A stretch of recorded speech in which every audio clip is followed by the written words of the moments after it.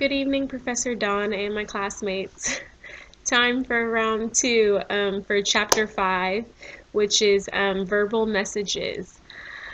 When I first read, if I'm being very transparent, when I first read the question for number 1, it says, please identify and describe in detail words that were said to you that you will never forget. And I was like, wow, we're getting very personal, very fast. But I'm up for the challenge. It'll help in the long run as far as communication goes. So to answer that first question, I would like to bring up the time my childhood years, and I wouldn't say there's one specific time, but I would just say these words stuck with me a very long time.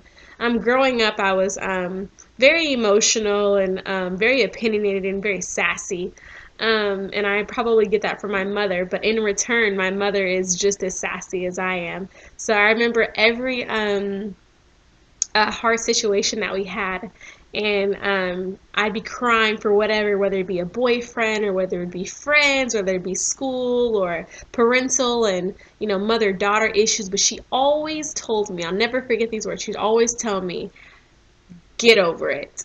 And it sounds so simple and not very whatever, very in depth, but she always told me to get over it, and those words stuck with me through everything in life. So my mother told me, get over it. Whatever situation it was, get over it. And those are hard words to hear growing up.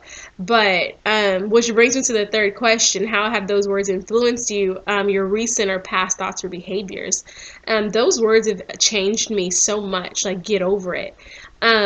Initially, they made me a little bitter. Sadly, a little bitter.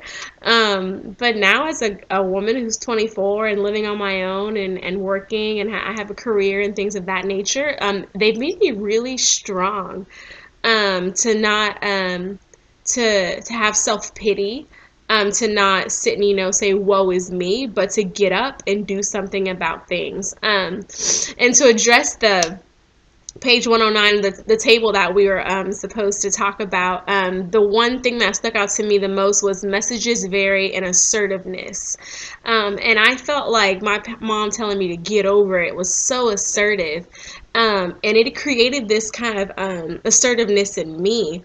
And it does vary at times. And I'm thinking, I read the 5 statements that were listed in the chapter regarding assertiveness. A message, if there's opinion that you have no hesitation in stating what you think, no matter if it's contradicting or not. For the most part, in all those answers, I would say, yeah, I will say those things, but I always check my motive behind saying the things. If I'm just saying it just to be heard, then I'll keep my mouth shut. But if I'm saying it because it needs to be said, if I'm saying it, in the right timing, am I angry? Am I upset? Am I being malicious? In that way, I'll keep quiet. So it's all about your motive behind saying the message that you're about to say.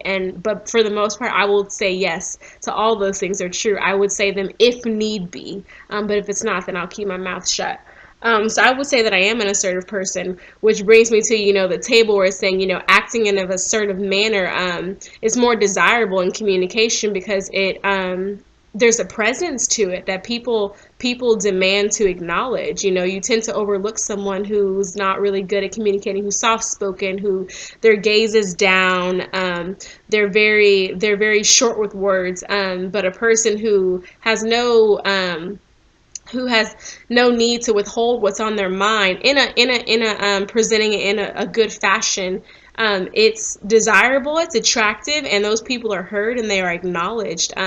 So messages vary in assertiveness, and it is desirable in communication, and I see that it is effective in a communication. So, but not to go on too long over time, I'm trying to stay in my 4 minutes. So again, thank you for taking the time to watch my video on Chapter 5, Verbal Messages, and thank you, Professor Dawn, and have a good evening.